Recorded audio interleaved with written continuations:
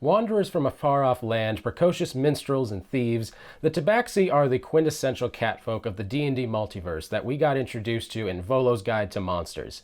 Tabaxi range from lion-esque noble felines all the way down to mangy alley cats and everything in between. They can make for some wonderfully flavorful and fun characters, so let's go over everything you need to know in this video about the Tabaxi. Tabaxi culture.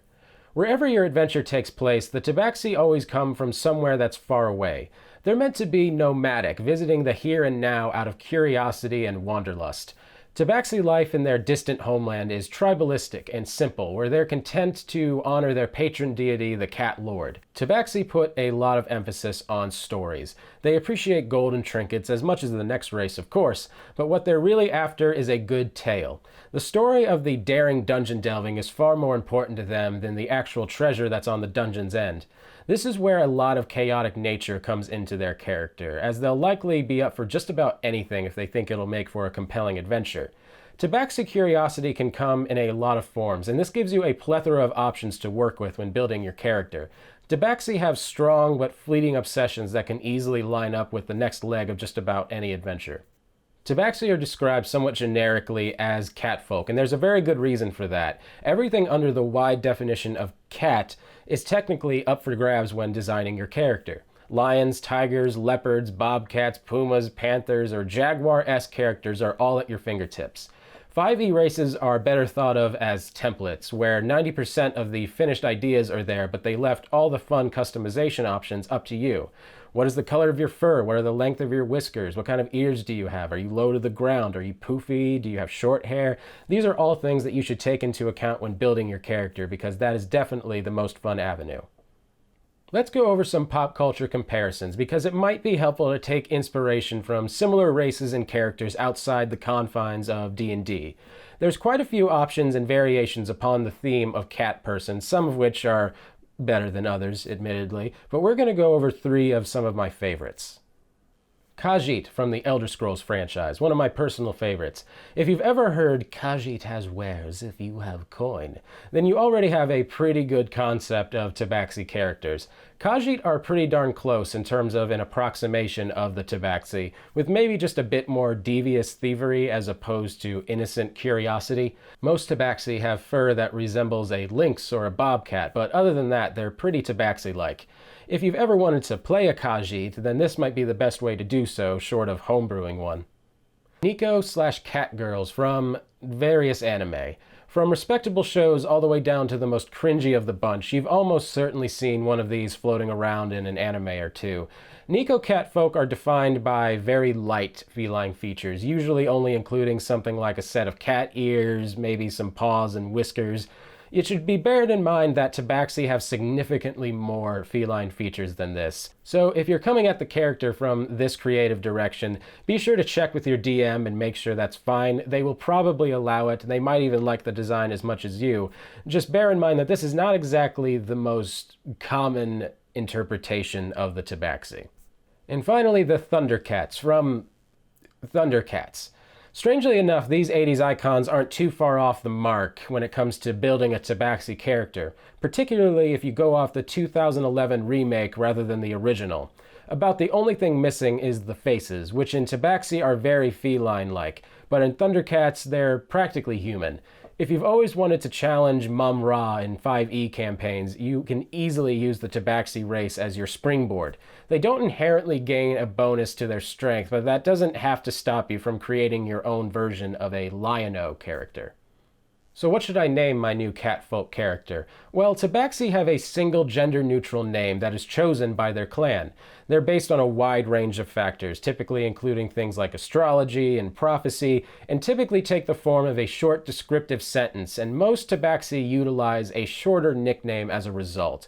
Try to think of both of these aspects when creating your new Tabaxi character's name, and remember that the short nickname is what most players will be calling you throughout the campaign. Following that, they have their clan name, which is usually a simple description of a geological feature in or around their homeland. We'll flash a few names here on the screen for you so that you can have a basic idea of what you're going for. Let's discuss your Tabaxi's traits, starting with an ability score increase. They get +2 to Dexterity and +1 to Charisma. Dexterity is useful for just about any character, and Charisma is essential for bards, paladins, sorcerers, and warlocks. As for age, Tabaxi have lifespans equivalent to humans, so nothing special here. As for alignment, Tabaxi tend toward chaotic alignments, as they let their impulse and fancy guide their decisions most of the time. They are chaotic, but are not typically evil, and are prone to giving into curious fancies. But remember, you don't have to play it this way. If you want to play a lawful evil necromancer build, that's still totally valid. As for their size, they're medium-sized, nothing special here, and for their movement speed, they have a solid but respectable 30 feet of movement. This is significant because the other common +2 dexterity race, the halfling, is kind of hindered by their 25-foot movement speed. If you want to play a character with +2 dexterity that has a full running speed like this, you're basically choosing between the Tabaxi and the Kenku. Next up is Dark Vision. This is a common one, but it's always nice to have, especially if you want to play a more stealthy build. And then we have Feline Agility. This is probably the most unique tool in the Tabaxi arsenal, and it's a good one at that. It lets you double your speed in a turn without using any kind of action cost, but at the cost of staying still on another turn. This lets you close the distance amazingly quickly when you really need to take down an extra opponent or if you want to get the jump in combat. There are a couple important things to note here. First, doubling your movement speed is different than just doubling +30 feet. If you were to move and then use an action for dash, that speed is still doubled, meaning you'd move a whopping 120 feet in a single turn. Second, it also applies to any speed, not just your natural movement speed. So that absolutely works on magical flight or other spells that give you magical movement speed.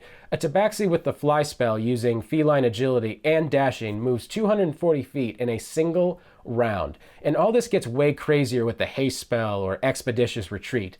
At a certain point, you become less of a cat and more along the lines of a vaguely cat-shaped blur. Next up are your cat's claws. Now these aren't particularly useful as a natural weapon, but they're nice to have in a pinch. The climbing speed is worth keeping them in mind though, as having a natural climbing speed means you automatically pass a lot of checks that you would normally need an athletics check to pass. Particularly nice for any character that's ignoring the strength stat altogether. Next up we have Cat's Talent. 2 skill proficiencies in the first place is nothing to sneeze at, and stealth and perception are absolute top shelf picks. Getting these 2 vital proficiencies really frees you up and allows you to specialize in other options. And then finally we have your languages. You know common and a bonus language of your choice rather than a racial language of some kind. This is potentially quite useful as you can pick one up that would more than likely show up in your following adventures. And finally, let's close this video out with some Tabaxi builds. 5e is amazingly flexible, and you can make just about anything you can think of in this game. But here's a few builds that take advantage of the Tabaxi's natural abilities and might spark some inspiration for you. Let's start with the Lion Knight. With the bonus to Dexterity and Charisma, Tabaxi make for the ideal Dexterity-based Paladins. Dexterity Paladin builds can be surprisingly effective. By taking medium armor, dueling style with a shield and a rapier, you statistically do the same damage as a Strength-based Paladin, but at slightly less AC. Literally just 1 AC lower. But in exchange, you get a high initiative, and as a Tabaxi, your feline agility trait will let you get stuck into combat just about instantly. Next up is the Literal Cat Burglar. Tabaxi work fantastically for the charming rogue type, particularly if you take the swashbuckler archetype and take full advantage of that +1 bonus to charisma.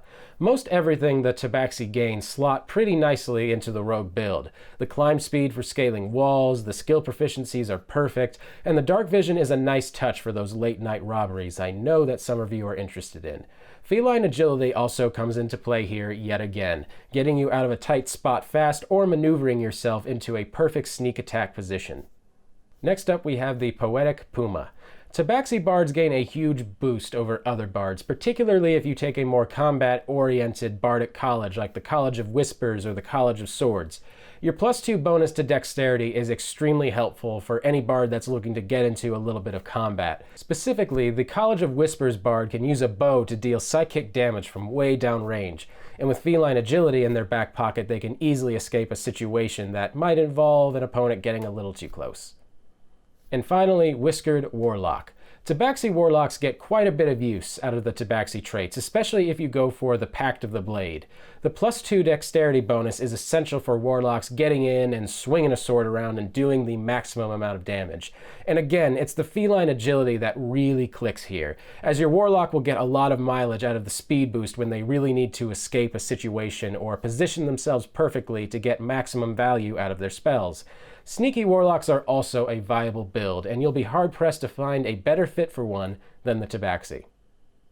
As you can see, the CATFOLK of the D&D multiverse have a lot of leeway in terms of creative license. I hope that I've given you enough information in this video so that you can create a really great character as opposed to something that resembles Cats 2019, the film. Thank you guys so much for watching. I really appreciate it. My name's Patrick Ferguson, and I'll see you guys in the next one.